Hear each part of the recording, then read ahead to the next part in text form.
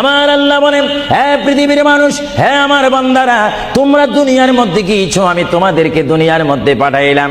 পাঠাইবার পরে আমি জানি তোমরা অনেক অন্যায় পথে যাবে, অনেক কাজ করবে, যে কাজগুলোর মধ্যে তোমাদের গুনাহ হয়ে যাবে। হ্যাঁ বান্দা, তোমরা গুনাহ করবে তাও আমি ভালো মতো জানি, তোমরা পাপ করবে তাও আমি ভালো মতো জানি। বান্দারে, পাপ করার পরে, গুনাহ করার পরে একাই কি মসজিদের মধ্যে তোমরা কেঁদেছো, রব্বানা যালামনা, বলেন রব্বানা যালামনা আনফুসানা ওয়া ইল্লাম তাগফির লানা ওয়া তুরহামনা লানাকুনান্না মিনাল খাসিরিন বলে বলে মসজিদে কেঁদেছো, আসরের নামাজ পড়ে কেঁদেছো, যোহরের নামাজ পড়ে কেঁদেছো, মাগরিবের পড়ে কেঁদেছো, এশার নামাজ পড়ে কেঁদেছো। এ বান্দা, নামাজের মুসল্লা যখন বসে যাও, আমি আল্লাহকে তোমরা বারবার বল, আল্লাহ গো আমার গুনাহ মাফ করে দাও। তারপরও আমি তোমাদের গুনাহ মাফ করে নেই।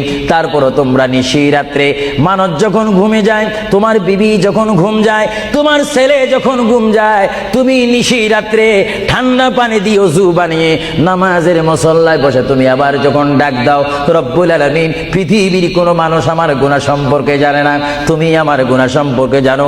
আমি এমন গুনাহ করেছি আমার বিবি জানে না, বিবি গুনাহ করেছে আমি জানি না।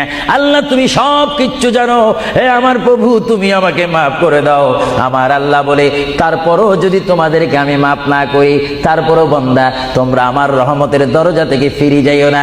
আমি তোমাদেরকে হুকুম দিচ্ছি, ওয়ালাউ আন্নাহুম ইয যালামু আনফুসাহুম জাউকা, বান্দারে যদি গুনাহ করে ফেলো, আমার রহমত থেকে মুখ ফিরে তুমি চলে যাইও না।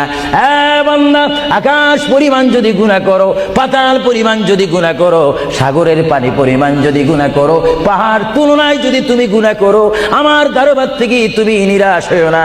বান্দা, আমি তোমাকে একটি রাস্তা পাঠাই দিচ্ছি, একটি